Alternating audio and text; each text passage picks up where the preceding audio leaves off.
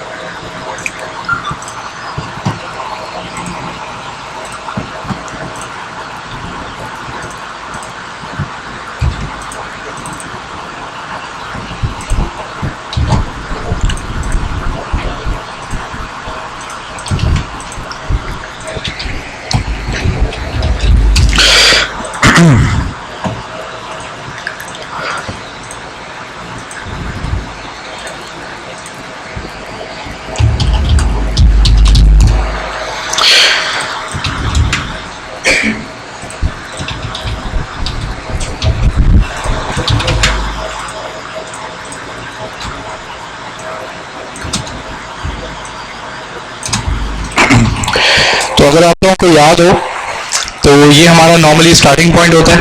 हमारे पास simple HTML की file है, सिंपल HTML का कोड है और उसके अंदर हमने क्या इंपोर्ट किया हुआ है, बूटस्ट्रैप। सही है, फिलहाल इसके अंदर और कुछ भी नहीं है। हम क्या चाह रहे हैं कि हम इसमें जैसे कि एक वेबसाइट का अगर हम सेक्शन बनाना चाह रहे हैं और ये बुक से रिलेटेड सिंपल सा एक समझ लें वेब ऐप है, तो अगर हम लोग उसको स्टार्ट करें तो नॉर्मली क्या होता है कि हमें सबसे पहले नॉर्मली एक सेक्शन बनाना होता है। ठीक है, क्योंकि हमारे मल्टीपल सेक्शंस होते हैं। पहले नेविगेशन का सेक्शन होता है, फिर मेन सेक्शन होता है, फिर उसके बाद आपके प्रोडक्ट्स होते हैं, सर्विसेज होते हैं, फुटर होता है। तो जो आपके अलग अलग सेक्शंस हैं उनके लिए आप कौन सा टैग यूज कर सकते हैं, सेक्शन। नॉर्मली ये यूज होता है और ये डिव से कोई ज्यादा अलग नहीं है। जैसे डिव है, जैसे उसका नाम क्या है, सिर्फ सेक्शन। बस ये बताता है एक्सप्लिसिटली कि किस चीज के लिए इस्तेमाल हो रहा है, पूरे के पूरे सेक्शन के लिए। तो जैसा हमने कल ग्रिड के बारे में पढ़ा था, तो ग्रिड स्टार्ट होती है सबसे पहले किसमें, कंटेनर में। और कंटेनर LG का क्या मतलब है, कंटेनर LG का क्या मतलब है, किसी को याद है?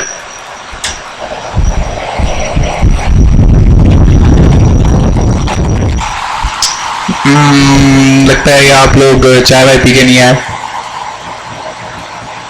आप कंटेनर LG का क्या मतलब है, तो लार्ज का क्या मतलब होगा? ये इस वाले कंटेनर से कैसे डिफरेंट है? इन दोनों में क्या फर्क है?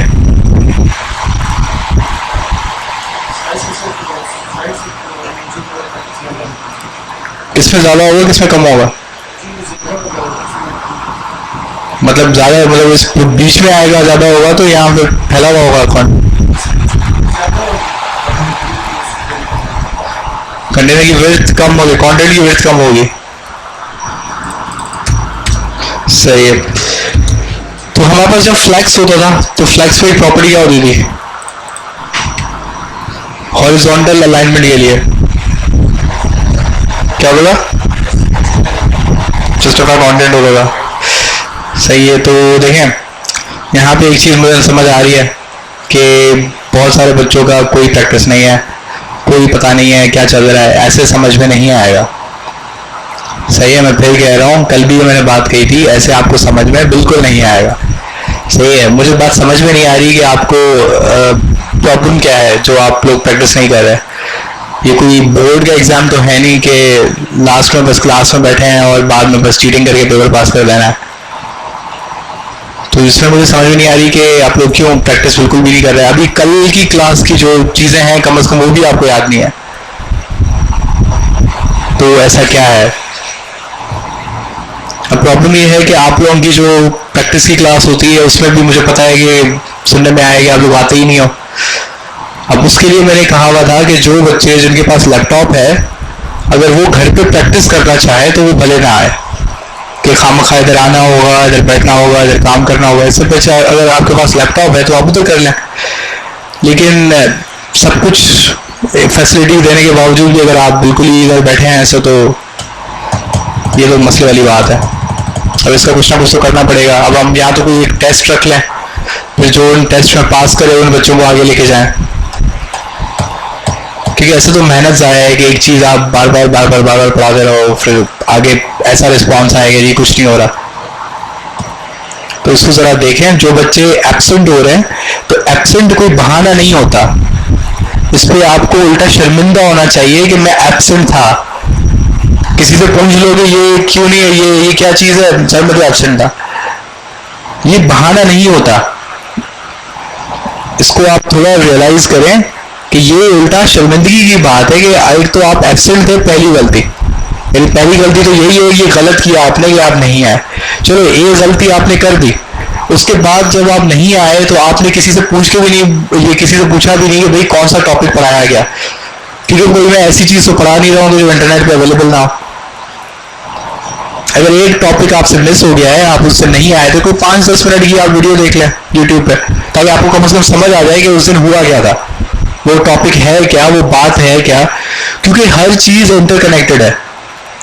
अब जिसको बूटस्ट्रैप लगानी नहीं आती, अटैच करनी नहीं आती, जिसको कुछ नहीं पता CDN क्या है, ये HT आपकी CSS कहाँ से आ रही है, बूटस्ट्रैप की जावास्क्रिप्ट कहाँ से आ रही है, जिनको लोगों को ये चीज़ नहीं पता, अब वो बूटस्ट्रैप इस्तेमाल कैसे करेंगे? जब लगानी ही नहीं आती तो फिर इस्तेमाल कैसे करोगे? फिर तो आप क्लासेस लगाते रहोगे, आप बोलोगे यार ये तो हो ही नहीं रहा। तो हर पिछली चीज़ का नेक्स्ट कमिंग जो चीज़ है उसके साथ कोई ना कोई कनेक्शन है, तभी मैं एक सीक्वेंस में पढ़ा रहा हूँ, क्योंकि मुझे पता है कि जो मैं पहली चीज़ पढ़ाऊंगा उसका बाद में इस्तेमाल है। अब मैंने HTML पहले पढ़ा, उसके बाद CSS पढ़ाई। मैंने पहले CSS तो नहीं पढ़ाई, क्योंकि मुझे पता था कि CSS पढ़ाने के लिए क्या आना चाहिए, HTML। अभी आपको जब ब्रेक पॉइंट पढ़ाया तो अब उसके बाद मैं वो प्रॉपर्टीज क्लासेस पढ़ा रहा हूँ, इस्तेमाल कर रहा हूँ जिसमें मुझे ब्रेक पॉइंट की ज़रूरत है। अब जिसको ब्रेक पॉइंट समझ में नहीं आया वो उसमें अगर कुछ भी लगाता रहूँगा आपको समझ में ही नहीं आएगा मैं क्या कर रहा हूँ। तो इसको ज़रा देखें, अगर आपको नहीं इंटरेस्ट नहीं है तो एक अच्छा है कि आप पीछे जाके बैठ जाया करें। कुछ यहाँ पे बच्चे ऐसे शायद हैं कि उनको माँ बाप बोलते हैं कि बेटा चले जाओ, तो वो फिर मुंह फुला के आ जाते हैं। अगर ऐसा कोई मसला है तो मुझे मसला नहीं है, आप यहाँ पे पीछे जाके PC पे बैठ जाएं, अपना मोबाइल चलाते रहें, आप दोस्तों से बात करते रहें हल्के से, मुझे कोई मसला नहीं है। लेकिन कम से कम जो बच्चे यहाँ पे बैठे हैं फिर उनका भी एक तरह से मोरल डाउन होता है, क्योंकि अगर एक बच्चा भी आपस में बात कर रहा होता है या मोबाइल चला रहा होता है ना, तो दूसरे भी उसको साइड वाले देखते रहते हैं कि ये क्या कर रहा है। तो जो अभी आपके पास चीज़ें हो रही हैं उसकी कम से कम प्रैक्टिस ज़रूर करें। एक दिन आपका एक टॉपिक की प्रैक्टिस 5 मिनट लेगी, लेकिन जब 1 महीना गुजर जाएगा तो फिर आपके पास पूरा एक चीज़ें जमा हो जाएंगी। फिर आपका वैसे ही दिल नहीं करेगा कि अब यार शुरू वाली चीज़ आती ही नहीं है, बाद वाली चीज़ क्या करूं। बात समझ आ रही है? तो इसकी प्रैक्टिस ज़रूर करें, लेकिन वरना कोई फ़ायदा नहीं है, कोई फ़ायदा नहीं है, सीरियसली कोई फ़ायदा नहीं है। मैं ये चीज सिर्फ आकर रिएक्ट में कहता हूँ कि चलो बस सुन लो, जिसको बिल्कुल शौक नहीं हो रहा प्रैक्टिस करने का उसमें बस सुन लो। क्यों? क्योंकि HTML CSS जो है वो बेसिक्स है, अगर आपको वो आ गई है तो आप दूसरी लैंग्वेजेस भी थोड़ा बहुत सीख ही लोगे। क्योंकि रिएक्ट जो है वो थोड़ी मुश्किल चीज है, वो फिर सिर्फ उसी को ही आ पाती है जो थोड़ी बहुत मेहनत करता है। जैसे मैंने कहा था 5 बच्चे जो है कंसिस्टेंटली वो ये असाइनमेंट जमा कराते हैं, उनके अलावा और कोई नहीं कराता। तो अब मुझे नजर आ रहा है कि ये 5 बच्चे जो हैं रिएक्ट में भी यही पढ़ पाएंगे। इवन जो आपसे पहले वाली क्लास है वो नोड जो है इसमें तकरीबन 8 बच्चे हैं उनके जो अभी तक नोड जो तक पहुंचे हैं। वो क्लास आपके जितनी थी, वो स्टार्ट जब हमने किया था 40 बच्चे थे, कंप्यूटर कम पड़ गए थे, सीटें कम पड़ गई थी, हमने ये सीटें उस वक्त नहीं मंगवाई थी। लेकिन हमें पता था कि आगे चल के थोड़ा करके निकल जाएंगे। ये मुझे समझ में नहीं आया कि अगर आपका कोई अपना बिजनेस है, आपको पता है कि आपके पास दूसरा अल्टरनेटिव है, आप वो चीज़ करेंगे और आपको अच्छा खासा कमा के देगा तो बहुत अच्छी बात, आप वो चीज़ कर लें, कोई गलत नहीं है। लेकिन आपको पता है कि आपके पास कोई ऐसी ना तो फिलहाल डिग्री है, ना ऐसी कोई आपके पास स्किल है, ना आपके वालिद साहब सुनार हैं, तो फिर आपको थोड़ा बहुत टेंशन लेनी चाहिए। आजकल हालात बड़े ख़राब हैं। आपको पता है डॉलर इस वक्त कि रेट क्या चल रहा है? 300 तकरीबन चल रहा है। वो भी आपका जो बैंक कह रहा है, जो गवर्नमेंट कह रहा है, इस वक्त डॉलर अवेलेबल नहीं है मार्केट में। अगर आप किसी से जाके पूछे जो डॉलर्स की ट्रेड करता हो, डॉलर मार्केट में अवेलेबल नहीं है, आपको एक्सचेंज वाले नहीं देंगे क्योंकि उनके पास है ही नहीं। तो डॉलर कहाँ से मिल रहा है? वो जो हवाला मंडी वाला है, और वो लोग कितने का दे रहे हैं? 310 का, वो 10 रुपए इजाफी ले रहे हैं, तो 310 रुपए का डॉलर है।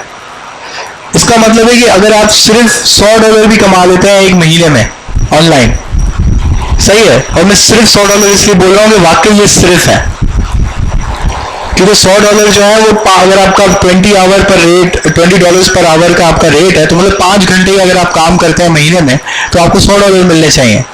तो अगर आप $100 बनाते हैं तो उसको आप मल्टीप्लाई करें, आपको कितने मिल रहे हैं? वो 31,000 मिल रहा है आपको सिर्फ $100 बनाने पे, सही है। तो ये एक फील्ड ऐसी है कि अगर आप सीख गए, इसमें टाइम लगता है, मेहनत भी लगती है।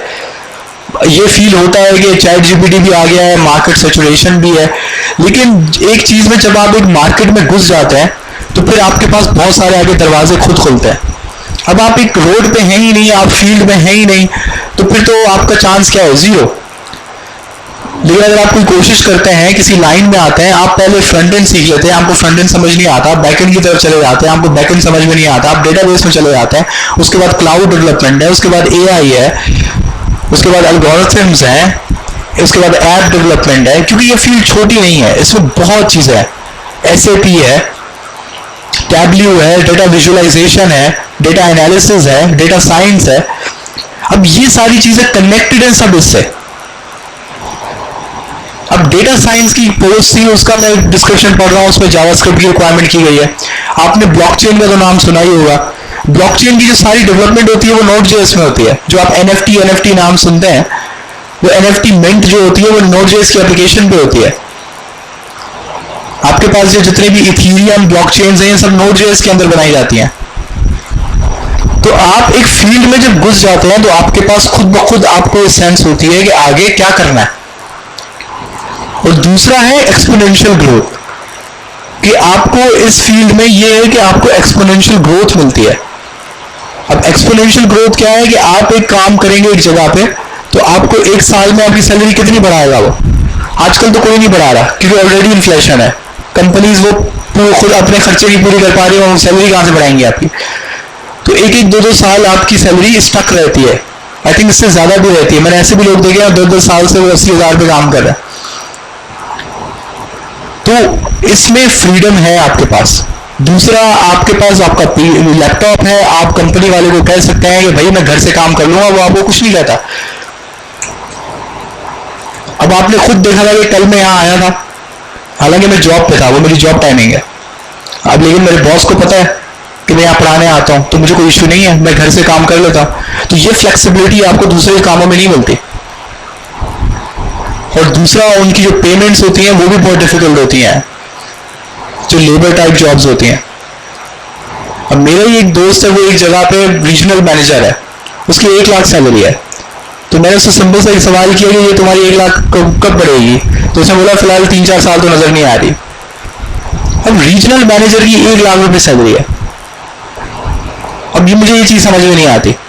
और दूसरा, वो पूरा बंदा 10 घंटे फंसा हुआ है, मतलब वो हिल नहीं सकता उस पोजीशन से। वो किसी बॉस को ये नहीं कह सकता कि आज मैं नहीं आ रहा, मेरा सर दर्द या मैं उधर जाना है मुझे, क्यों? क्योंकि वो ब्रांच बंद हो जाएगी उसके बगैर। तो एक तरह से बंदा फंसा हुआ भी है, काम भी सख्त है, और पैसे भी 1 लाख है, और वो बढ़े भी नहीं रहे। तो ये तो हर चीज नेगेटिव नेगेटिव नेगेटिव है।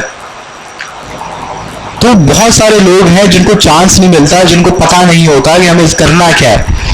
तो आप लोगों को एक चांस मिला है कि एक चीज आपको सिखाई जा रही है, आप थोड़ा बहुत सीख लें। उसके बाद आपको खुद थोड़ी बहुत इंग्लिश भी आ जाएगी, आप गूगल पे जाकर थोड़ा सर्च भी कर सकते हैं कि और कौन सी टेक्नोलॉजीज है। किसी की लक लग गई, वो अपवर्क में प्रोग्रामर बन गया, फिर वो तो जबरदस्त हो जाएगा उसका। सही है, क्योंकि अपवर्क में मैं आपको बता रहा हूँ, सीधी बात है कि $100 जो है वो एक हफ्ते की पेमेंट भी अगर कोई आपको कहता है ना, तो आप उसको बोलते हो यार बहुत कम है, इसको थोड़ा इंक्रीज करो। मतलब कि वो आप इस पर एहसान करते हो। अगर आपको एक हफ्ते, वो कह रहा है कि मुझे 1 हफ्ते आप मेरे लिए काम करोगे। अब 1 हफ्ते भी कैसे होता है? 1 हफ्ते की कंडीशन होती है कि मैं 4 घंटे पर डे काम करूंगा और 5 दिन काम करूंगा, यानी मंडे से लेकर फ्राइडे तक बस, और 4 घंटे रोज के, और 4 घंटे ऐसे ही बोलने के लिए है। 1 मिनट एग्जाम हो जाए। जी, तो कहने का सारा ये मकसद है कि आप थोड़ा सा इसको सीरियस लें, थोड़ा सा 5 मिनट अपने दिन के लगाएं, इसकी थोड़ी सी प्रैक्टिस कर लें। क्योंकि अगर आप प्रैक्टिस नहीं कर रहे तो आपका जो टाइम है वो ज़ाया है, आपको कुछ समझ में नहीं आएगा। और जो बच्चे बाद में आए हैं, जो उनका HTML पे भी थोड़ा बहुत इशू है, वो तो बहुत मसले में पड़ेंगे। सही है, इससे बेहतर है कि आप क्लास के साथ चल रहे हैं तो अभी आप काम कर लें, सीख लें, वरना आपको खुद को पता है, अगर आप में से आपके पास सिर्फ इंटरमीडिएट की एजुकेशन है तो आप ज़रा बाहर जाके देख लें कि आपकी क्या वर्थ है। सही है, एक सिंपल सा हल है कि जाके किसी को बोल के देख लें कि मुझे काम चाहिए, और आप देखें वो आपको कितने तनख्वाह पे और कितने टाइम के लिए और कितनी मेहनत वाला काम देता है।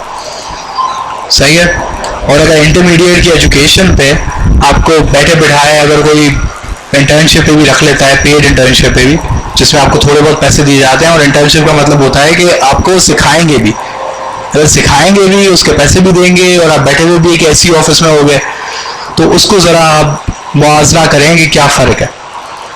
और इंटर्नशिप का भी ये मतलब नहीं होता कि आपका वो टाइम ज़ाया है। आप 2-3 महीने लगाते हैं तो आपकी वर्थ जो है वो इंक्रीज होती है। आप प्रोफेशनल लेवल पे काम कर रहे होते हैं तो आपकी वर्थ में एक्सपोनेंशियल डिफरेंस आता है। सही है, तो इसको थोड़ा सा गौर करें, क्योंकि अगर आप इसकी प्रैक्टिस नहीं कर रहे हैं तो ये फजूल है, किसी काम का नहीं है। जो आप इधर बैठे हैं और आप अपना टाइम ज़ाया कर रहे हैं। फिर कोई और चीज़ ऐसी सीख लें जो आपको ज़्यादा अगर अच्छी लग रही है, इसमें मज़ा नहीं आ रहा, तो आप जाके कोई ग्राफिक डिज़ाइनिंग देख लें, आप जाके कोई ई-कॉमर्स देख लें, जो कोर्स मतलब आपको थोड़ा इंटरेस्टिंग लग रहा है और जिसमें आपका दिल कर रहा है कि यार मैं इसकी प्रैक्टिस करूं, तो आप उसमें शिफ्ट हो जाएं, अगर आपको ये चीज़ अच्छी नहीं लग रही तो। लेकिन कम अज़ कम अगर आप यहाँ पे आ रहे हैं तो उसकी थोड़ी प्रैक्टिस करें, उसको थोड़ा यूज़ करने की कोशिश करें कि वो काम क्या है उसका, वो कैसे होगा। ये तो मैं यहाँ पे खुद बना रहा हूँ, ये तो मेरी प्रैक्टिस हो रही है। सही है। और जैसा मैंने कहा था कि मैं आजकल ये खुद में टाइप नहीं करता हूँ, क्योंकि मेरी जो खुद की ऑफिस में पोजीशन है वो मैनेजरियल है। मेरे अंडर जूनियर इंजीनियर्स हैं, मैं वो उनको बस गाइड करता रहता हूँ, वो सारा काम वो करता है। तो मैं तो समझ लें कि यहाँ पे आके अपनी प्रैक्टिस कर रहा होता, क्योंकि ऑफिस में ज़्यादा कोड आजकल कर नहीं रहा। सही है। तो आप लोग भी इस स्टेज पे पहुंच सकते हैं, बस थोड़ा सा आपको शुरू में काम करना होगा। हर किसी का अपना एक टाइमलाइन होती है। आपको पहले कोई ये कोर्स कंप्लीट करने के बाद आपको कोई इंटर्नशिप पकड़नी पड़ती है इंटर्नशिप में, ताकि आपको प्रोफेशनल कोई काम उसका आपको एथिक्स समझ आए। अभी आपको एक वेबसाइट बनाने को मिलेगी, आप 1 हफ्ता खा जाओगे। कंपनीज में ऐसा नहीं होता, सुबह को काम चाहे मिले तो शाम तक जो है ना उसे आधे से ज़्यादा निपटाना होता है, तो टाइम का प्रेशर होता है। तो प्रोफेशनल लेवल पे जिस तरीके से काम किया जाता है वो आपको इंटर्नशिप सिखाती है, लेकिन वो 2-3 महीने में हो सकता है आपको 15,000 मिले, सही है, लेकिन 15,000 जाहिर सी बात है आजकल हो सकता है आपका पेट्रोल का खर्चा निकल जाए। लेकिन प्रॉब्लम ये है कि जब वो आप 3-4 महीने गुजार लेते हैं तो आपके पास जो फिर आपकी स्पीड होती है आपकी सैलरीज की, वो बढ़ती चली जाती है, क्योंकि अब आपके पास एक्सपीरियंस पाइल अप होना शुरू होता है। आपके पास बताने के लिए एक चीज़ है कि मैंने फला प्रोजेक्ट पे काम किया, फला प्रोजेक्ट पे काम किया, और इसमें स्पीड अच्छी खासी बढ़ती है। खासतौर पे जब आप कंपनीज को स्विच करते हैं कि मतलब एक कंपनी में आपके अगर 30,000 तनख्वाह है, आप दूसरी कंपनी को जाके बोलेंगे भाई मुझे ये काम आता है, मैंने ये चीज़ों पे काम किया, वो आपको 50 ऑफर कर देगी। ऐसे ही बंदा क्लाइम करता है। और मैंने बहुत सारे लोगों को देखा है कि वो स्टार्ट 30 से करते हैं और 1-1.5 साल के अंदर मैंने 80-90 पे पहुंचते देखा है। इवन लोकल मार्केट में, अगर आप लोकल मार्केट की बात करें, अभी आप फ्रीलांसिंग, चलो आप उसमें घुसने के लिए आपको थोड़ा बहुत और खुद को शार्प करना होता है, उसमें थोड़ी सी लक भी होती है। अगर आप ये सोच रहे हैं कि चलो फ्रीलांसिंग में अगर नहीं चल सकता तो आपके पास लोकल मार्केट तो है, शायरा फसल भरा पड़ा है, हजारों कंपनीज हैं, बंगलों में सॉफ्टवेयर कंपनीज खुली हुई हैं, तो कराची में बहुत हैं कंपनीज, आपको सिर्फ ढूंढना आना चाहिए। आपके प्राइवेट लोग भी बहुत हैं, जो बड़े बड़े फ्रीलांसर्स हैं, टॉप रेटेड फ्रीलांसर्स हैं, उनको लोग चाहिए होते हैं, क्योंकि उनके सर में दर्द थोड़ी है कि आप उनको सस्ते में काम करके दे रहे हो। आपके लिए 5,000 रुपये बहुत बड़ी बात होगी। आप एक प्रोजेक्ट खत्म करके देंगे, वो आपको 5,000 देगा, आप खुश हो जाओगे यार घर पे बैठ के मैंने थोड़ी देर टक टक करके मैंने 5,000 कमा लिया। लेकिन उसको पता है कि आपसे वो 50,000 कमा चुका है, सही है, लेकिन वो अगेन फायदे की बात है, क्योंकि आपके पास एक्सपीरियंस जमा होता है। इस फील्ड में जो गोल्ड है वो आपका एक्सपीरियंस है, वो सोना है, वो आपको बढ़ा के देगा, पैसे गारंटीड देगा, लेकिन एक्सपीरियंस होना लाजमी है। जैसे मैंने कल एक एग्जांपल दी थी कि फाइनल ईयर स्टूडेंट और उसको कुछ भी ना आए तो किसी काम का नहीं है, क्योंकि काम करना है ना। आपको अगर ये पता है कि बूटस्ट्रैप की स्पेलिंग क्या है तो मुझे उसका क्या फायदा है। और बच्चे हैं, और मेरे साथ ही एक लड़का है, वो पार्ट टाइम हमारी कंपनी में जॉब करता है और वो 3rd ईयर का स्टूडेंट है, लेकिन वो इंडस्ट्रियल लेवल वो यूनिस टेक्सटाइल्स के प्रोजेक्ट कर रहा है। वो यूनिस टेक्सटाइल आपको पता है कौन सी कंपनी है, जो बेसिकली आपके गुल अहमद, खाड़ी सबको सप्लाई करती है कपड़ा, बहुत बड़ी उनकी फैक्ट्री है लांडी में। वो उस पूरी कंपनी का वो प्रोजेक्ट संभाल रहा है, वो एक लड़का, और वो अभी तक ग्रेजुएट भी नहीं हुआ, वो 3rd ईयर में। तो अब उसकी जो वर्थ है ना वो कुछ और है। वो जैसे ही पास आउट होकर निकलेगा तो उसकी डिग्री का जब होल्ड आएगा वो 1.20 से कम नहीं लेगा कहीं भी। और आजकल मार्केट क्योंकि इन्फ्लेशन है, महंगाई है, और बाहर की मार्केट बहुत पैसे दे रही है, तो हमारे पास ऑलरेडी यहाँ पे भी अब जॉब्स जो है वो कंपेटिटिव सैलरीज दे रही हैं, क्योंकि उनको पता है कि अगर इसका फ्रीलांसिंग में छक्का लग गया ना तो ये फिर नहीं रुकेगा। क्योंकि जैसे मैंने बताया कि $100 एक हफ्ते में 4 घंटे रोजाना 5 दिन जो है, आपको वो ऐसे उसको ऐसे बोल रहा होता है जैसे वो एहसान, आप उस पर एहसान कर रहे हो। आप इसका मतलब समझ रहे हैं कि हम महीने में कितना हुआ, $400, और $400 1,20,000 बनते हैं, यानी कि दिन के सिर्फ 4 घंटे देंगे, वो भी 4 घंटे फुल 4 घंटे नहीं होते, मतलब कभी आपने 1 घंटा दे दिया दिन का, कभी 1.5 घंटा दे दिया, कभी 3 घंटे दे दिए, वो काम पर डिपेंड करता है। और नॉर्मली इतना ही होता है, वो बोलने में 4 घंटे होता है। और आजकल तो चैट जीपीटी आ गया, आगे ज्यादा काम तो आपका वही कर देता है। तो सिर्फ एक स्किल को सीखना काफी नहीं है, उसको यूज करना आपको आना चाहिए, तभी आपका कुछ ना कुछ आपका उसका काम निकलेगा, ठीक है। लेकिन अगर आपका इसमें दिल नहीं लग रहा है तो कम से कम आप अपना टाइम जाया नहीं करें, अपनी कुछ और चीज सीख लें, क्योंकि दुनिया बहुत तेजी से आगे बढ़ रही है और आपके पास मौके खत्म हो जाएंगे। फिर आपके पास एक ही मौका बचेगा कि कहीं पे कोई लेबर जॉब हो, और लेबर जॉब में आप कभी भी एक पॉइंट पे नहीं पहुंच सकते। बात समझ आ रही है? तो इसका थोड़ा ख्याल करें ताकि आपका कोई ना कोई तो फायदा हो।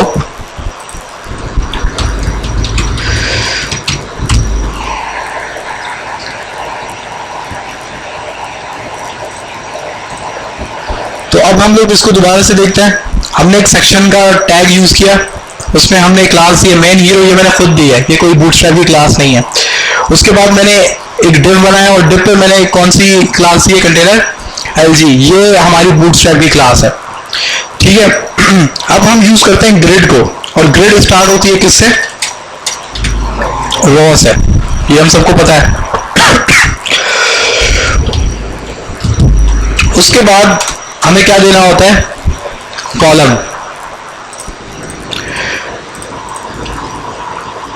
तो हमारे पास एक रॉ आई, हमने एक रॉ बनाई, उस रॉ के अंदर फिलहाल एक ही कॉलम है। हम एक काम करते हैं, हम इसके अंदर एक और डिव बनाते हैं और इस डिव के अंदर हम लोग लिख लेते हैं, क्या लिखें, इसको क्लास देते हैं डिस्प्ले डैश 2 की और हम इसको नाम दे देते हैं प्रोग्रामिंग एसेंशियल्स। एक और डिव दे देते हैं और इसको हम क्लास देते हैं डिस्प्ले डैश 5 और इसको हम कहते हैं योर कोडिंग मैन्युअल।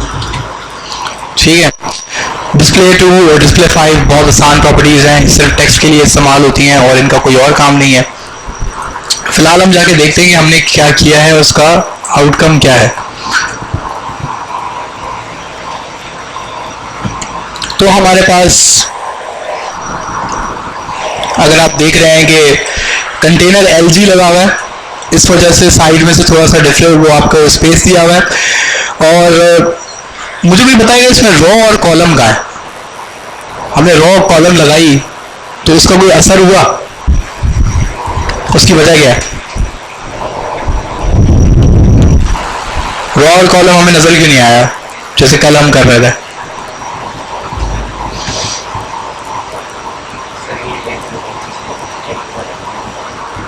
नहीं,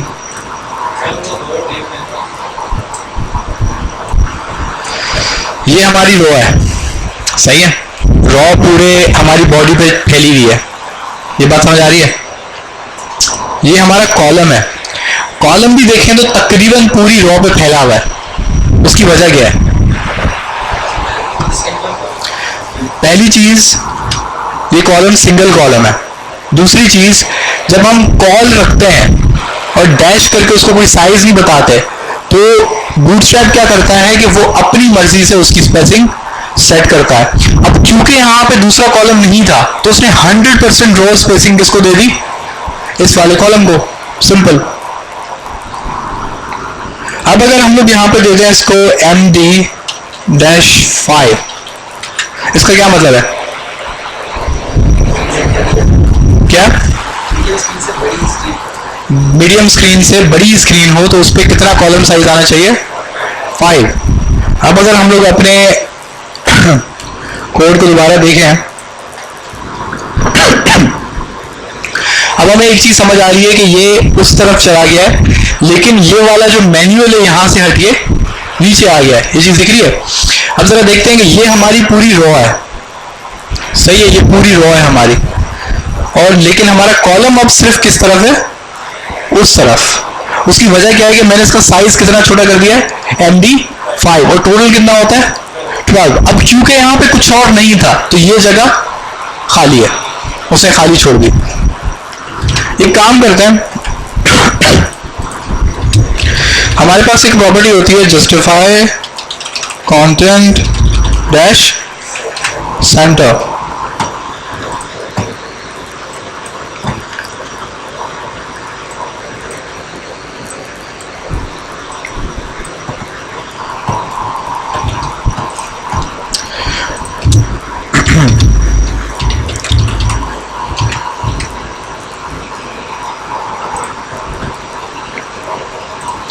अब हमने क्या कर दिया है कि हमने एक प्रॉपर्टी लगा दी जस्टिफाई कंटेंट सेंटर, तो उसने क्या कर दिया कि जो हमारा कॉलम था उसको किस पे, कहाँ पे ले आया? वो सेंटर अलाइन कर दिया उसने। अब वो सेंटर अलाइन करके ये वाली जो कॉलम MD वाली जो प्रॉपर्टी है हमारी,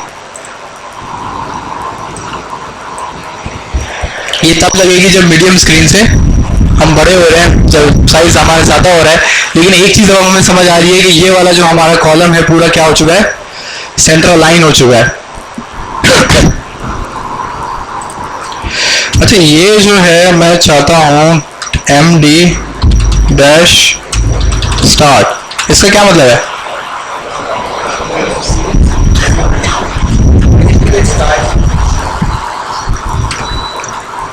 अच्छा, इसको जरा देखते हैं।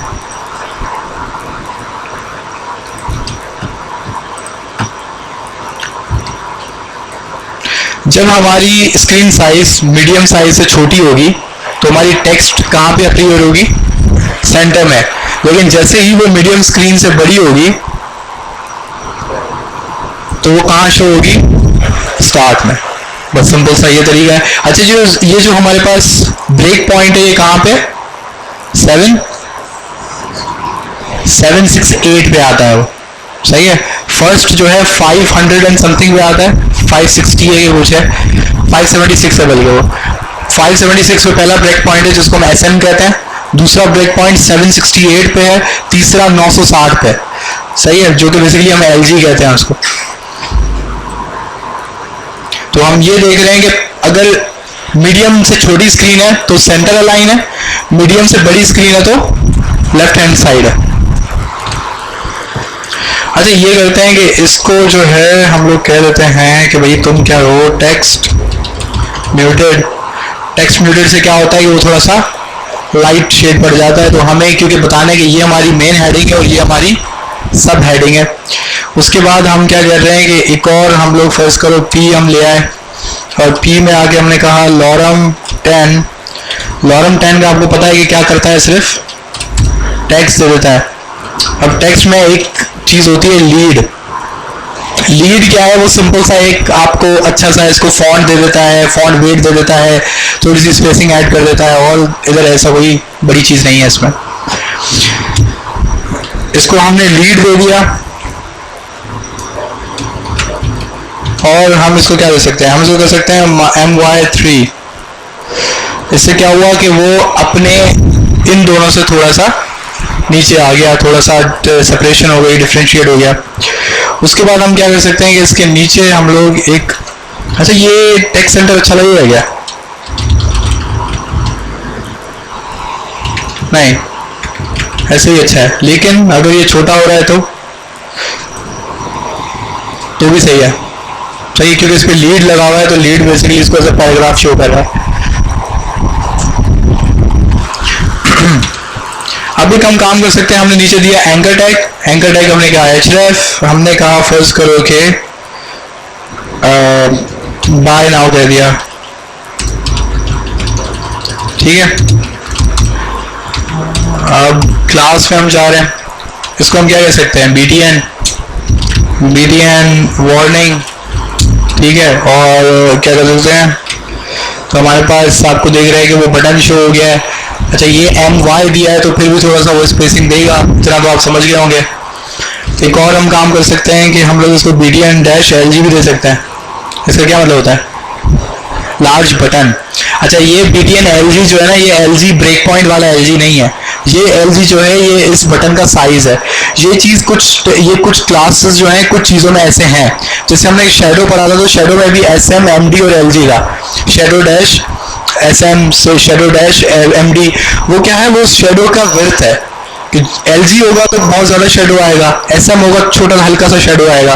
तो ये बटन अगर आप LG यूज़ कर रहे हैं तो बड़ा बटन यूज़ होगा, SM यूज़ करें तो छोटा बटन यूज़ होगा। क्या बैटरी गई, सही है। तो ये हमारे देख रहे हैं कि बटन जो है हमारा थोड़ा सा बाय नाउ जो है थोड़ा सा प्रोमिनेंट है, थोड़ा दिख रहा है, अच्छा है। अब ये वाला सेक्शन जो है टेक्स्ट वाला हमने थोड़ा सा अच्छा खासा कवर कर लिया है। और अच्छा इसको टेक्स्ट म्यूटेड करेंगे, ये सही है, पहला वाला सही था, चलो रहने देते हैं। टेक्स्ट म्यूटेड सब समझ रहे हैं ना, म्यूटेड जो है बेसिकली उसका थोड़ा सा वो है कलर है। तो ये पहला कॉलम है मेरा, सही है। अब तक मैंने जितना काम किया वो सिंपल, पहले मैंने कंटेनर LG बनाया, क्योंकि ग्रिड बनाने के लिए कंटेनर देना लाजमी है। कंटेनर के अंदर मैंने क्या दिया, रॉ के अंदर मैंने क्या दिया, कॉलम। पहले सिंपल चीज देखें, उसके बाद देखेंगे मैंने क्या किया। मैंने कंटेनर पे क्या लगा दिया, जस्टिफाई कंटेंट सेंटर लगा दिया मैंने। अब जस्टिफाई कंटेंट सेंटर बेसिकली क्या कर रहा है कि जो आपके पास इसके अंदर जो भी चीजें आएंगी वो क्या हो जाएंगी, सेंट्रली अलाइंड हो जाएंगी। अच्छा जस्टिफाई कंटेंट यहां आना चाहिए कि इधर आना चाहिए, ऊपर, सही है। अगर हम उसको निकाल के यहां करेंगे तो क्या होगा, ये बीच में आ जाएगा,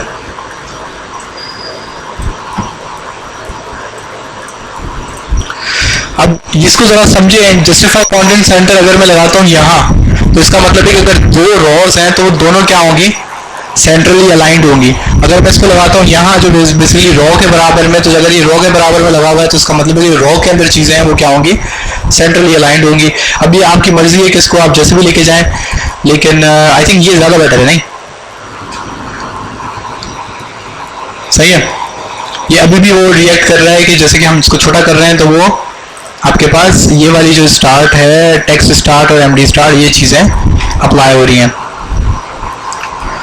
अब ये मेरा कॉलम पे मेरा काम खत्म हो गया। नॉर्मली जब हम कोई डेवलपमेंट कर रहे होते हैं तो एक जब सेक्शन पे हमारा काम खत्म हो जाता है तो हम क्या करते हैं कि इधर से एक बटन आता है, ये शो हो रहा है आपको, इसको आप प्रेस करेंगे तो ये पूरा कॉलम चिपक जाएगा। इससे क्या होगा कि मुझे थोड़ी क्लैरिटी मिलेगी कि वो क्या रहा है, कि एक तो अब मेरा ऊपर रॉ है और रॉ के अंदर क्या है, कॉलम। अब मुझे एक और कॉलम बनाना है, div.col -md-5, मतलब मैंने आइडेंटिकल साइज दिया, सही है। मैं क्यों, क्योंकि मैं चाहता था कि md5 का मतलब है कि मीडियम साइज से बड़ी स्क्रीन जब हो तो इन दोनों कॉलम की साइजेस बराबर हो, लेकिन थोड़ी थोड़ी सी स्पेसिंग्स भी हो साइडों से, सही है। स्पेसिंग्स क्यों हो, क्योंकि 5 + 5 क्या होता है 10, और 10 के बाद क्या है कि एक थोड़ी सी स्पेसिंग, यानी कि 2 आपका कॉलम की स्पेसिंग बाकी रह गई है, तो ये जो बाकी रह जाती है चीज वो क्या हो जाती है, स्पेस हो जाता है, खाली साफ खाली स्पेस, और कुछ नहीं होता है। इसमें हम क्या करते हैं कि हम इसमें एक इमेज लगा देते हैं और इमेज में हम दे देते हैं book.png,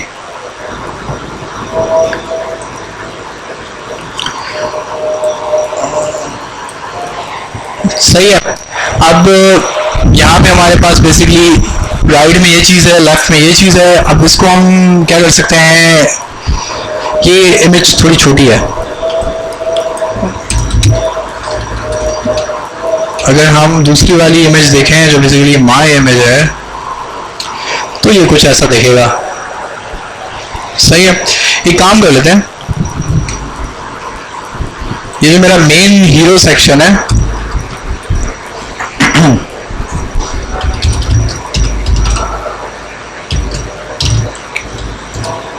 इसको मैं कहता हूं कि आप इसको क्या दें, इसको पैडिंग दे सकते हैं, या हम मार्जिन भी दे सकते हैं, मार्जिन 60px/0। तो बेसिकली मैंने क्या किया है कि इसको थोड़ा सा ऊपर से सेक्शन को स्पेसिंग दी है। अब मैंने, क्योंकि यहाँ तो आप इसको कह सकते हैं कि बल्कि जितने भी आपके सेक्शन हो उनको दे दो, तो बेसिकली इससे क्या फ़ायदा होगा कि आप जितने भी सेक्शंस बनाओगे उन सेक्शंस के बीच में कितनी स्पेसिंग आना शुरू हो जाएगी, 60 पिक्सल, जो कि एक स्टैंडर्डाइज सिस्टम हो गया। वरना मैं यहाँ से भी कर सकता था कि अगर मैं इस पर लगा देता MT5 लगा देता तो MT5 भी तकरीबन इतनी इमेज स्पेसिंग दे देता, लेकिन मैंने जानबूझ के मेन हीरो पर लगाया क्योंकि अगर मैं सेक्शन नंबर 2 बनाता हूँ तो सेक्शन नंबर 2 भी क्या हो जाएगा, नीचे थोड़ा सा स्पेस आउट हो जाएगा। अब एक चीज मुझे नजर आ रही है कि ये जो इमेज है ये थोड़ी सी बाहर गई हुई है ना। तो बेसिकली इमेजेस पर एक क्लास लगती है, उसको हम कहते हैं img-fluid। जब हम img-fluid चलाते हैं तो एक मैजिक होता है, उस मैजिक में क्या होता है कि जो आपकी इमेज है वो अपने कंटेनर के साइज में फिक्स्ड हो जाती है या फिट हो जाती है। हमें कुछ भी करने की जरूरत नहीं पड़ी, हमने उसके साइजेस को बिल्कुल नहीं छेड़ा, बस हमने एक बूटस्ट्रैप की क्लास दे दी और वो क्लास कौन सी है, इमेज फ्लूइड। इससे क्या है कि बूटस्ट्रैप समझ जाता है कि ये जो इमेज है इसको मुझे फिट करना है इन कॉलम्स में। आपको बात समझ आ रही है? इस सिंपल सा इसने कॉलम्स में फिट कर लिया है।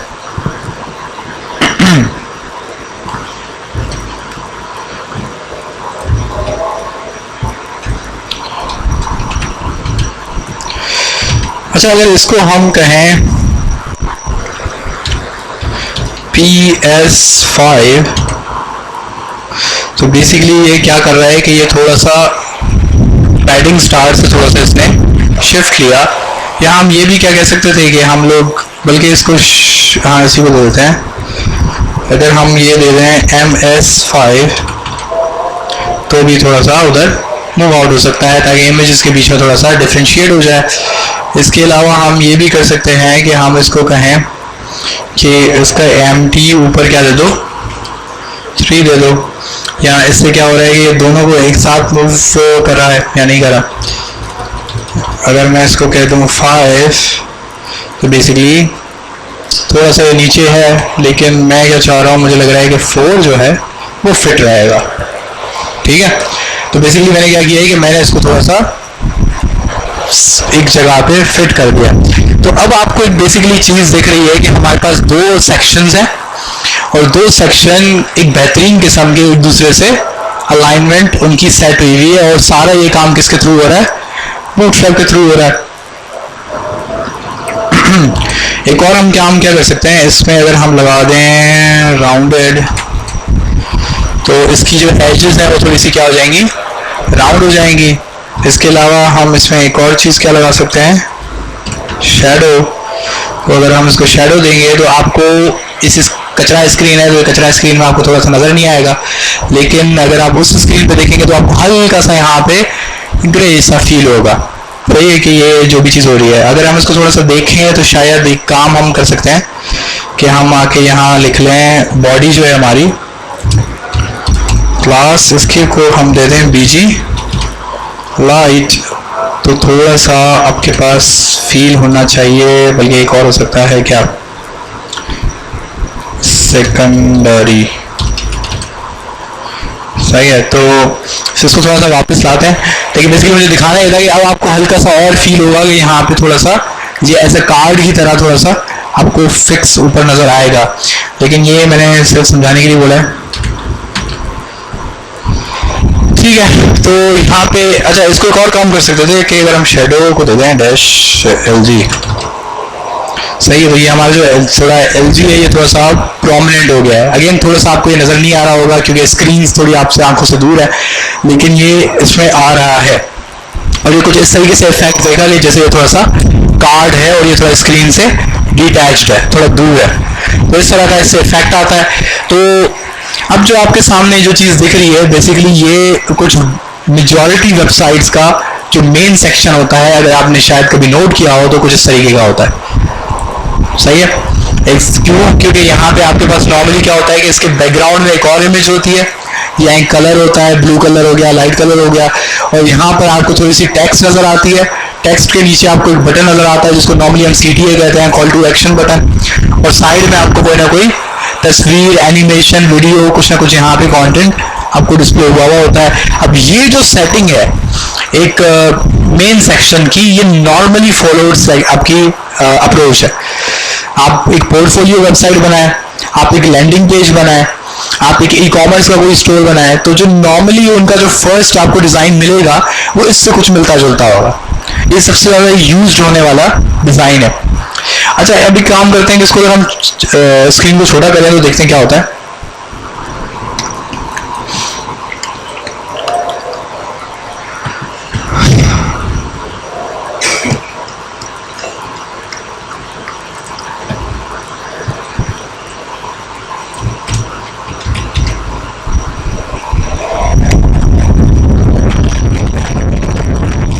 अच्छा, यहाँ पे MS जो है कचरा कर रहा है छोटी स्क्रीन पे।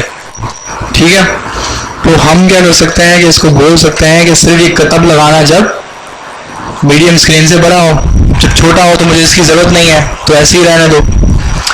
ठीक है, अब यहाँ पे मुझे एक चीज़ दिख रही है कि मोबाइल स्क्रीन के लिए भी ये सारा काम रेडी हो चुका है। लेकिन अगर इसको ज़रा ऐसे सोचें कि मैं चाहता हूँ कि जब मोबाइल स्क्रीन हो तो ये इमेज नज़र ना आए। अब ये काम हमने नॉर्मल CSS से किया था, याद है कि अब जब स्क्रीन छोटी हो तो ये चीज़ नज़र ना आए या कोई चीज़ को गायब कर देना, ये हमने किया था। अब अगर इसको आप छोटा कर रहे हैं तो मैं चाह रहा हूँ कि ये क्या हो, ये स्क्रीन, ये जो पूरी इमेज है पूरी पूरी गायब हो जाए। तो हम क्या कर सकते हैं, हम कह सकते हैं कि भाई इसका डिस्प्ले क्या हो जाए, नन हो जाए। जब डिस्प्ले नन होगा तो ये वाली इमेज गायब हो जाएगी। लेकिन इससे मसला क्या होगा, अगर मैं इसकी स्क्रीन साइज बड़ी भी करूँगा तो भी मेरी इमेज नज़र नहीं आएगी। तो इसका हल क्या हो सकता है, DMD डैश ब्लॉक। तो अब जब हमारे पास स्क्रीन हमारी बड़ी होगी तो हमारे पास जो हमारी जो इमेज है वो वापस आ जाएगी, और जब हम अपनी स्क्रीन को छोटा करेंगे तो हमारी जो इमेज है वो गायब हो जाएगी। अब ये मैं सिर्फ समझाने के लिए दिखाया है कि ऐसा होता है कि अगर आप कोई चीज़ गायब करना चाहते हैं तो इस सिंपल मेथड से हो जाता है कि पहले तो आप उसको ओवरऑल पूरी स्क्रीन के लिए क्या कर दें, नन कर दें। अब ओवरऑल से क्या होगा कि जितनी स्क्रीन साइजेस है उन सबके लिए क्या हो गया, डिस्प्ले नन। उसके बाद नेक्स्ट में आपने कहा कि नहीं, जब मीडियम स्क्रीन से बड़े हों तो इसका डिस्प्ले टाइप क्या कर दो, ब्लॉक कर दो। क्यों? क्योंकि ये क्या चीज़ है, किस पे लगा रहा हूँ, डिव पे, और डिव का बाय डिफॉल्ट कौन सा डिस्प्ले टाइप होता है, ब्लॉक होता है। तो इधर मैंने इस डिस्प्ले टाइप को बदल के नन किया, इधर दोबारा से ब्लॉक कर दिया। लेकिन वैसे मुझे नॉर्मली थोड़ा अच्छा ही लगता है इमेज के साथ, ज़्यादा थोड़ा सा ना एक प्रोफेशनल एनवायरनमेंट या प्रोफेशनल लुक दे रहा है। आप एक चीज़ नोट कर रहे हैं कि ये एक तरह से पूरे स्क्रीन साइज पे भी फिट आ रहा है। इसका मतलब है कि जब आप किसी चीज़ को इसको शो अप करेंगे, देखेंगे, तो ये आपको मिडल सेक्शन पे नज़र आएगा। और आप देख सकते हैं कि एक सिंपल सी कुछ क्लासेस से एक हमने एक ज़बरदस्त किस्म का सेक्शन बना लिया है। ठीक है, इसमें किसी को कोई सवाल है, कोई मसले मसाइल है इसमें? पक्की बात है। अच्छा, जब हमने बूटस्ट्रैप शुरू किया था तो हमने एक हरकत की थी कि हम नेव बार में आए थे और नेव बार से हमने ये वाला कोड छापा था।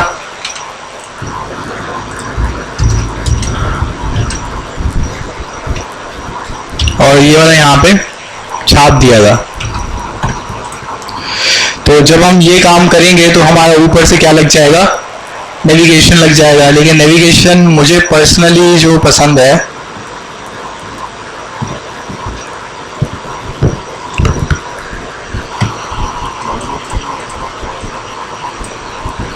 अगर ये नेव बार हो जाए क्या, डार्क,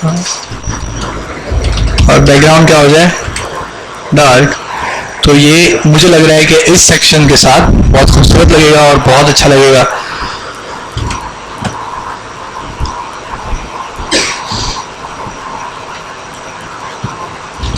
अब जरा इसको जरा देखते हैं कि ये नेव बार बना हुआ कैसे है। सबसे पहले है ये नेव की क्लास, सॉरी नेव का मतलब ये आपका जो सेक्शन है, ये लाजमी सी बात है कि पूरे के पूरे नेविगेशन को कवर कर रहा है। अब इस नेव के अंदर क्या क्या है, इस नेव के अंदर एक पूरा का पूरा डिव है और उस डिव पे क्या लगा हुआ है, कंटेनर फ्लूइड, एक सिंपल सा कंटेनर इसमें फ्लूइड लगा हुआ है। और इस कंटेनर फ्लूइड में हमारे पास एक एंकर टैग है जो कि बेसिकली लोगो है हमारा। उसके बाद हमारे पास ये एक बटन है, लेकिन अब ये बटन क्यों दिख रहे हैं हमें, क्योंकि हम इसको अगर बड़ा करेंगे और ये बड़ा होगा,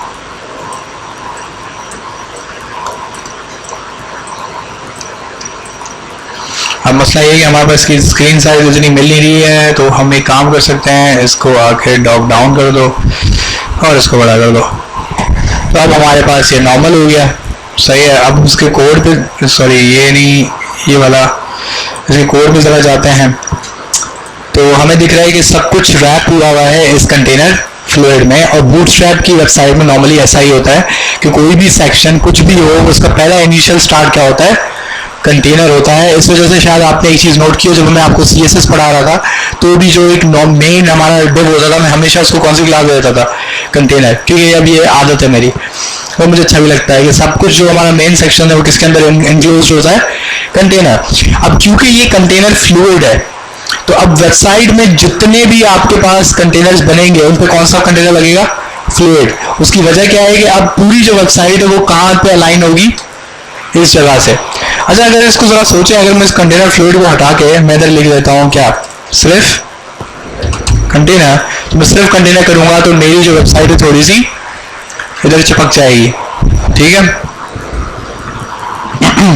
अच्छा, ये जो कंटेंट है ये थोड़ा सा इधर बीच में क्यों आ रहा है, किसी को याद है? इसमें हमने कौन सी प्रॉपर्टी लगाई थी जिसकी वजह से ये ऐसा कर रहा है, क्या जस्टिफाई सेंटर लगाई थी। जब हमने इसमें जस्टिफाई सेंटर लगाई है तो बेसिकली उसने क्या कर दिया है कि क्योंकि हमने इसका MD5 दिया था, अब MD5 का मतलब है कि कॉलम जो दोनों है, ये वाला भी 5 यूनिट्स लेता है और ये वाला भी 5 यूनिट्स लेता है, लेकिन बीच में कितनी स्पेस बचती है? 1 1 बचती है। तो अब वो 1 1 बेसिकली यहाँ पे भी छोड़ रहा है और यहाँ पे भी छोड़ रहा है, और इसको बीच में क्यों रख रहा है? क्योंकि हमारे पास एक किस चीज पे हुआ हुआ है? जस्टिफाई कंटेंट सेंटर हुआ हुआ है। अगर हमारे पास जस्टिफाई कंटेंट सेंटर होता है तो अगर मैं इस तरह लिखता हूँ जस्टिफाई कंटेंट, क्योंकि ये फ्लैक्स की प्रॉपर्टी है, हम जरा देखते हैं जस्टिफाई कंटेंट ये देना कैसे कैसे है। तो ये रहा जस्टिफाई कंटेंट। हमने अभी कौन सा यूज किया हुआ है जस्टिफाई कंटेंट? सन का। अगर हम इसको लगा दें क्या बिटवीन, तो क्या हुआ? इसको नेव को बंद करते हैं और जस्टिफाई कंटेंट की जगह हम लगा देते हैं बिटवीन, और हम इधर पीछे आते हैं तो बेसिकली हमारे पास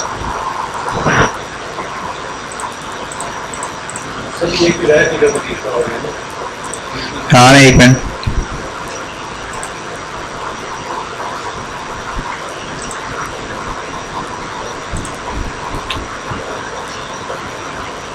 तो जो हमारे पास बेसिकली अब दोनों हमारे पास बन गए हैं, जो दोनों कॉलम्स हैं वो अपने अपने एक्सट्रीम पॉइंट्स पे चले गए हैं, और इसके बीच में क्या है?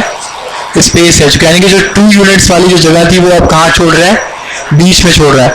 अच्छा, ये सारी चीज़ें जो है हम स्पेसिंग्स नॉर्मली ऐसे चेक करते हैं, क्योंकि आपके पास इसके ऊपर कोई बॉक्सेस तो है नहीं जो आपको बताएं कि भाई ये हो क्या रहा है, ऐसे हमें समझ आ रही है।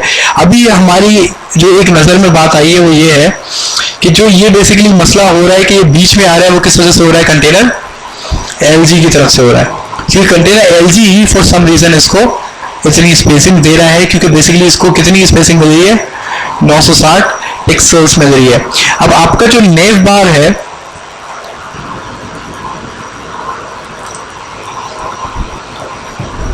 अब नेव बार में क्या हुआ हुआ है कि वो 1099 पिक्सल पे सेट हुआ हुआ है,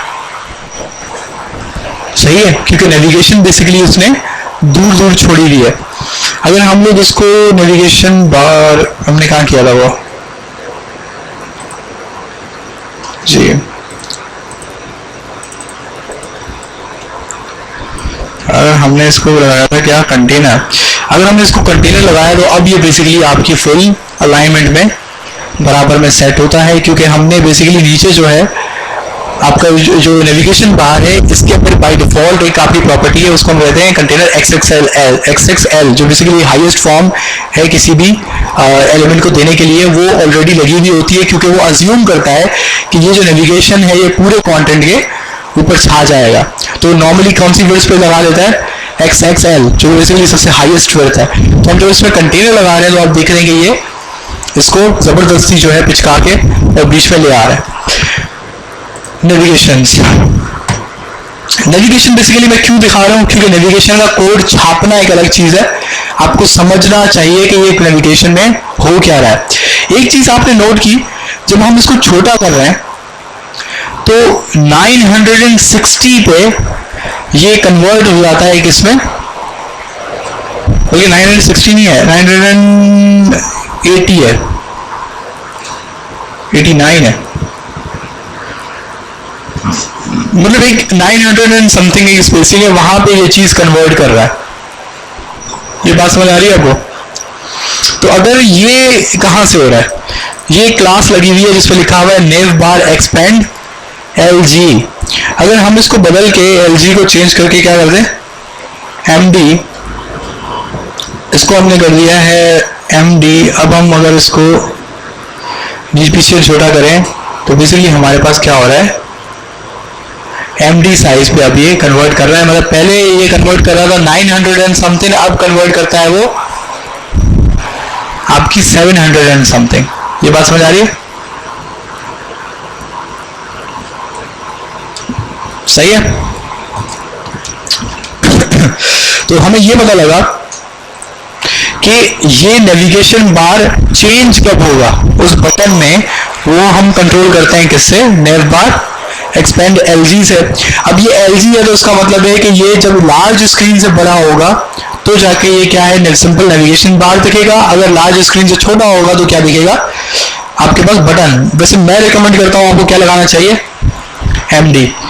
उसकी वजह यह है कि अगर आप इसको लिखेंगे LG तो 960 पिक्सल्स, तो इसका मतलब है कि कुछ अगर स्क्रीन साइजेस मतलब टैबलेट्स वगैरह थोड़े बड़े हैं स्क्रीन साइज के, तो उसमें भी क्या दिखा देगा वो, ये वाला जो फंक्शनैलिटी है वो ये दिखा देगा। सही है। तो आई थिंक ये जो MD है ये इनफ होता है, MD ठीक होता है इसको चेंज करने के लिए। उसके बाद आपके पास दो और क्लासेस हैं, एक क्लास है नेव बार डार्क और एक क्लास है BG डार्क। अभी जो नेव बार डार्क BG का तो आपको मतलब पता है, बैकग्राउंड, सिंपल बैकग्राउंड। अब बैकग्राउंड डार्क का क्या मतलब है, वो उसका बैकग्राउंड क्या होगा, ब्लैक होगा, कलर ब्लैक होगा। लेकिन नेव बार डार्क उसे क्या बताता है कि जो आपकी टेक्स्ट है उसका कलर क्या होगा, वाइट हो जाएगा।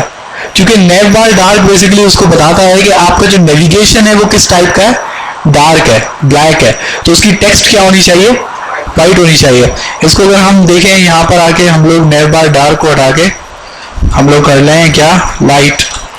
हम लाइट करेंगे तो बेसिकली आप देख रहे हैं उसने क्या कर दिया, उनको ब्लैक कर दिया। ब्लैक क्यों किया, क्योंकि अब उसको लग रहा है कि नेविगेशन कौन सी है, लाइट है। जो अगर बैकग्राउंड लाइट है उसका तो आपकी जो टेक्स्ट है वो क्या होनी चाहिए, ब्लैक होनी चाहिए। तो अगर आप बैकग्राउंड डार्क दे रहे हैं तो आपके पास ये नेविगेशन बार भी की जो टेक्स्ट है वो भी किसके लिए होनी चाहिए, डार्क के लिए होनी चाहिए, जो बेसिकली इसको कर देता है वाइट।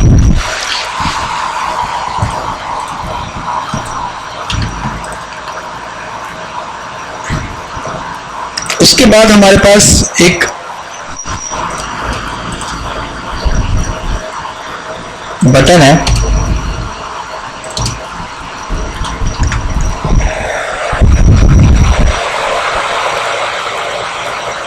अच्छा इसको अगर हम करें, आपके पास BG की क्लास दे ही ना, तो ये किधर है,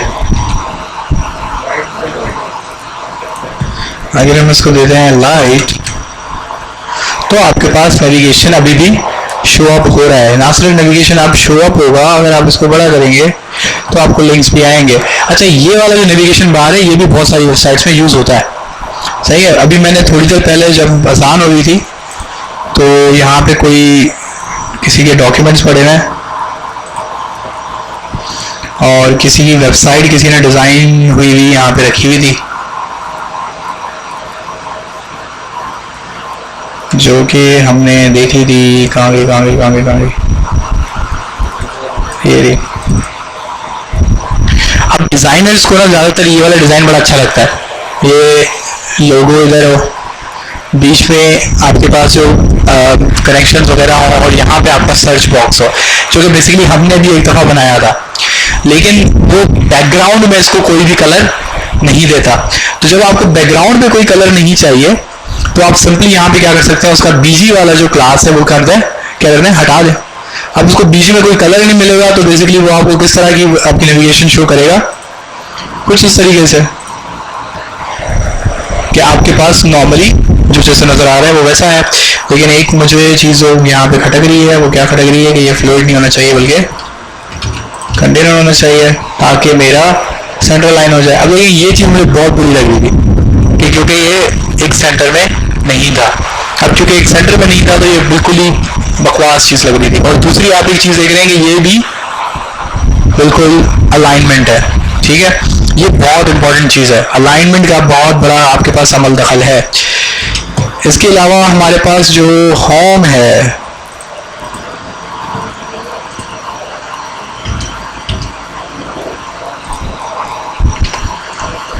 अगर इसको हम ME ऑटो को हटा दें तो क्या होता है, और ये तो वो है,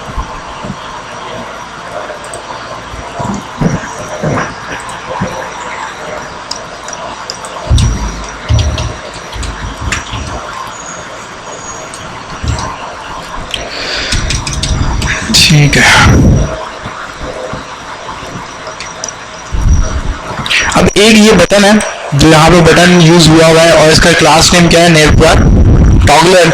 अभी जो नेव बार टॉगलर है ये आपने अभी देखा था, और वो नेव बार टॉगलर किसको कहते हैं, इस बटन को, ठीक है। ये जो आपके पास बटन है ये बेसिकली ये यहाँ से आ रहा है नेव बार टॉगलर, और ये नेव बार टॉगलर की जो क्लास है ये क्लास बेसिकली सब हैंडल करती है कि ये बटन कब डिस्प्ले होगा और कब डिस्प्ले नहीं होगा। इसमें कुछ एट्रीब्यूट्स हैं जो आपने पहले नहीं देखे थे। आप HTML CSS में आपने पहले ये नहीं देखा होगा। डेटा BS टॉगल का पहले एट्रीब्यूट आपने नहीं देखा होगा। डेटा BS टारगेट भी आपने नहीं देखा होगा। डेटा BS टॉगल बेसिकली इसको बताता है कि इसके क्लिक होने से क्या होगा, कोलैप्स होगा। कोलैप्स बेसिकली होता है कि अगर वो आपके पास नेविगेशन बार खुली हुई है तो उसको क्या कर देता है, वो क्लोज कर देता है। उसके बाद डेटा BS टारगेट, इसमें क्या लगा हुआ है, ये किस चीज का साइन होता है, किसका, नहीं ये आईडी का। तो इसका मतलब है कि ये किसी न किसी की आईडी है। तो अगर आप गौर करें तो ये किसकी आईडी है, ये बेसिकली आपका ये जो होम और ये जो सारा सेक्शन बना हुआ है, अनदर, ये समथिंग, ये डिसेबल, ये सब किसके अंदर आ रहा है, सब इस डिव के अंदर आ रहा है। इसका मतलब है कि ये पूरे जो आपके सेक्शंस हैं, ये जो जितना भी यहाँ से शुरू हो रहा है, यहाँ तक होम से स्टार्ट हो रहा है और यहाँ तक ये बेसिकली किस डिव के अंदर है, जिसकी क्लास क्या है, नेव बार सपोर्टेड कंटेंट। तो बेसिकली इस बटन को हम ये क्लास पास करते हैं, इस बटन को हम क्लास पास करते हैं, जिससे इस बटन को पता लगता है कि भाई जब ये बटन क्लिक होगा तो ये वाला जो डिव है इसको क्या कर देना है, कोलैप्स कर देना है, यानी कि इसको गायब कर देना है। जब दोबारा से ये बटन क्लिक होगा तो ये वाला जो आपके पास जो डिव है इसको दोबारा से दिखा देना है। और दूसरा इसके पास एक क्लासेस लगी हुई है कोलैप्स और नेव बार कोलैप्स। बेसिकली ये इसको क्या बता रहे हैं कि जब आपका ये बटन क्लिक होगा तो इस तरीके से आपके पास कोलैप्स करना है इसको, ठीक है। तो ये कुछ इस तरह की ये तो वैसे नॉर्मली आपकी इतनी कोई ऐसी प्रॉपर्टीज नहीं है कि जो आप खुद इसको ज्यादा बदलते हैं, ये नॉर्मली स्टैंडर्ड रहता है। लेकिन इसमें एक कुछ चीजें हैं जो आपको ज्यादा समझ में आनी चाहिए। वो एक तो ये है नेव बार ब्रांड। ये जो नेव बार ब्रांड है ये बेसिकली लोगो की क्लास है।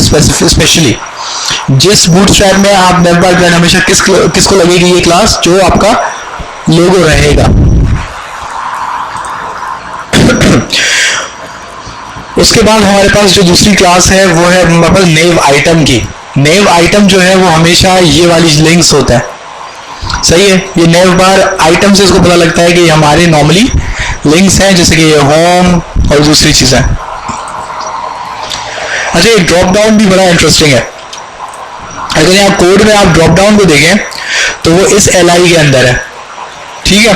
और ये ड्रॉप डाउन मेन्यू के ठीक नीचे एक और UL है। ये जो UL है ये तब शो होता है जब इस पे क्लिक होता है।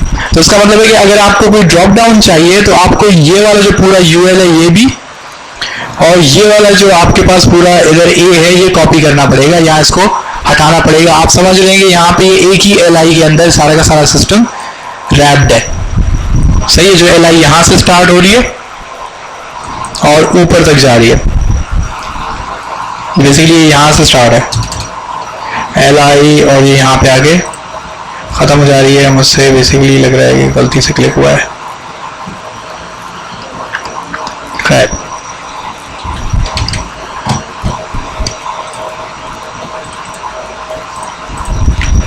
ठीक है, तो ये हमारे पास कुछ नेव बार की वैल्यूज हैं जिससे आप इसको कंट्रोल कर सकते हैं। और आपके पास ऑप्शंस अगेन बहुत ज़्यादा हैं। आपको इसकी स्पेसिंग्स कहाँ देनी है, आपको कौन से मार्जिन्स देने हैं, आपको क्या क्या इस पर करना है। जो आपने चीज़ें पढ़ी हैं ये उस पर अप्लाई होती हैं। अब जैसे यहाँ पे सिंपल टेक्स्ट कलर है वो ब्लैक हुआ है, और ये इसका जो डिसेबल्ड का कलर है ये ऑटोमेटिक सेट होता है क्योंकि इसने क्या क्लिक किया हुआ है, डिसेबल्ड। अगर हम देखें तो यहाँ पे कहीं ना कहीं पे इसने यूज़ किया हुआ होगा डिसेबल्ड, ये रहा, सही है। अगर हम डिसेबल को मिटा देंगे तो बेसिकली ये डिसेबल्ड दूसरों की तरह नॉर्मल हो जाएगा। अच्छा, ये होम जो है आप इसको एक चीज देख रहे हैं कि जो होम है ये डार्क शो कर रहा है, बाकी सारे लाइट शो कर रहे हैं। ये चीज आपको नोट हो रही है, सही है। इसकी वजह क्या है कि इसमें इसने प्रॉपर्टी लगाई हुई है कौन सी, एक्टिव की। जब एक्टिव की क्लास लगी हुई होती है तो ये बाकियों से इसको थोड़ा सा क्या कर लेता है, डार्क कर लेता है। तो ये कुछ हमारे पास प्रॉपर्टीज हैं जो यूज होती हैं हमारे नेविगेशन बार में। और अच्छा, ये फॉर्म को अगर हम उड़ा ही दें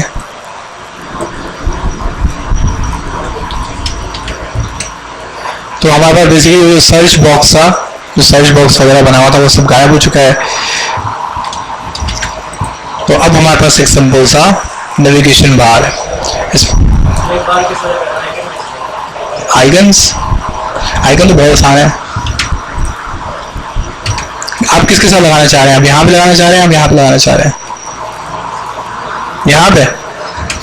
तो बेसिकली आपको सिंपली करना होगा, यहाँ पे जहाँ पे नेव बार लिखा हुआ है ना, यहाँ पे आगे आपको वो आइकन अटैच कर देना है सिंपली। अब आइकन लगाने के दो तरीके होते हैं। आइकन पहला लगता है कि आप IMG लगा लें, सिंपल इमेज टैग लगा लें, और उस इमेज टैग की जो आपकी विड्थ और हाइट है वो कंट्रोल करके आइकन के हिसाब से रख लें, जो कि 32 बाय 32 पिक्सल्स नॉर्मली होती है।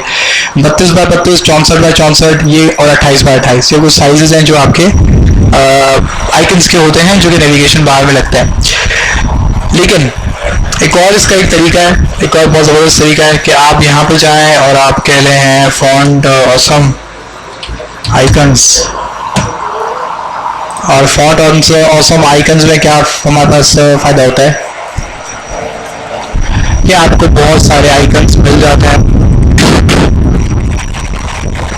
अब इन आइकन्स का फ़ायदा क्या है? जैसे ये बार का आइकन है, तो इनमें आपको ना जस्ट एक आई का टैग लगाना पड़ता है और उसके अंदर एक क्लास देनी पड़ती है, जो कि हर किसी की अलग अलग होती है। अब यहाँ से इस आइकन को आप कंट्रोल भी कर सकते हैं। आप इसको शार्प कर दें तो एजेस उसकी शार्प कर लेगा, सॉलिड से उसको लाइट कर लें थोड़ा सा लाइट हो जाएगा। एनिमेशन में आप कुछ चीज़ दे दें, सही है, जो आपको पसंद है आप वो कर दें। डिफ़ॉल्ट साइज़ आप इसको सेट कर लें, इसका कलर आप चेंज कर लें। अब ये सब कुछ जो है आप करने के बाद आपको सिंपली क्या करना है कि इस पूरे को कॉपी करना है और वहाँ पे लगा देना है, तो भी आपके आइकन लग जाते हैं। लेकिन उसके लिए आपको वो फॉन्ट ऑसम की जो लाइब्रेरी है वो भी अटैच करना लाजमी होती है। सही है, जैसे कि हमने बूटस्ट्रैप अटैच की वैसे ही एक लिंक लग जाती है किसकी, फॉन्ट ऑसम की, तो आपके आइकन्स लग जाते हैं। आइकन्स बहुत ईजी चीज़ है, लेकिन ये अभी हमारा फोकस नहीं है फिलहाल, क्योंकि पहले हम लोग स्ट्रक्चर्स पे बात कर रहे हैं। ठीक है, तो ये वैसे नॉर्मल सी चीज़ें हैं जो हम लोग बूटस्ट्रैप से कर सकते हैं। मेजर अब आज का जो चीज़ थी वो क्या थी कि एक हमारे पास एक सिंपल सा बैक पेज हो, एक सिंपल सा हमारे पास नेविगेशन बार हो, और हमारा पेज यहाँ पे फ्रंट जो हमारा सिस्टम है वो रेडी है।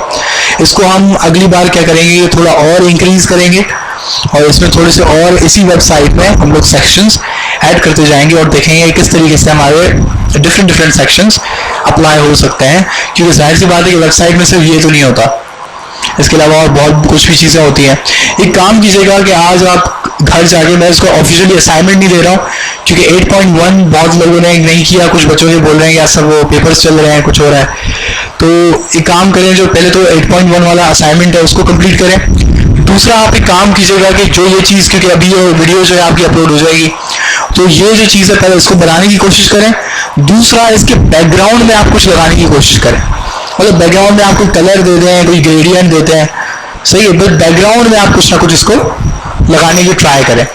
जो बेसिकली मैं चाहता हूँ कि ये पूरा जो इसका बैकग्राउंड है उस पर कुछ ना कुछ आ जाए। हो सकता है कोई और तस्वीर हो, कोई टेक्सचर तस्वीर हो, कोई टेक्सचर सिर्फ सिंपल कलर हो। ग्रेडियंट कलर जो आपको पता है ना क्या होता है,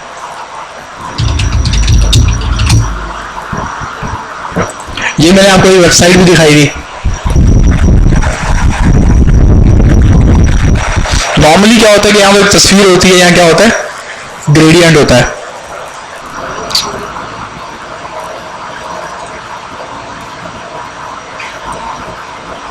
अब जैसे कि ये हमारा ग्रेडियंट है, फर्ज करें आपने उसके बैकग्राउंड भी ये लगा दिया, ठीक है, तो इसी तरीके से आपको जो पसंद आए आप लगा लें। या हो सकता है कि आप सिंपल ये वाला कलर उसके पूरे बैकग्राउंड में दे दें, आपकी मर्जी है, जो आपको सूटेबल लगे, जो आपको अच्छा लगे। लेकिन प्रॉब्लम क्या होगी कि अगर आप डार्क कलर देंगे तो आप एक चीज़ तो समझ सकते हैं कि इसकी सारी जो टेक्स्ट कलर्स हैं वो आपको बदलने पड़ेंगे, सही है, और उसी तरीके से आपको सारा नेविगेशन बार भी देना पड़ेगा।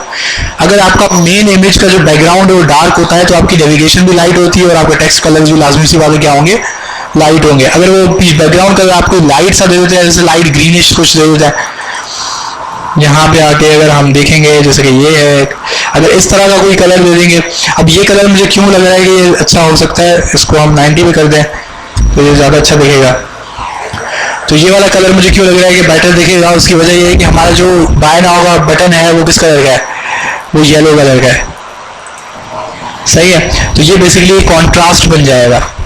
तो अगर उसको आप बैकग्राउंड में ये दे देते हैं तो थोड़ा सा डिफ्रेंशिएट होगा। तो इसी तरीके से आप यहाँ से ग्रेडियंट भी उठा सकते हैं, आप कोई तस्वीर उठा के उसका बैकग्राउंड दे सकते हैं, लेकिन कोशिश करेंगे वो देखेंगे आप बूटस्ट्रैप में कैसे लगा सकते हैं। जैसे आप गूगल जाएं और बोलेंगे how can I add a image in the background using bootstrap, या इमेज कर लें या ग्रेडियंट कर लें, आप उसको सर्च करें और आपको वो दिखाएगा कि आप कैसे कर सकते हैं। वो कोशिश करेंगे इसका डिज़ाइन जो है थोड़ा सा खूबसूरत सा इस तरीके से प्रोफेशनल टाइप कोई सिस्टम में या डिज़ाइन बनाने की कोशिश करें, सही है। तो आज की क्लास को हम इतना ही रखते हैं।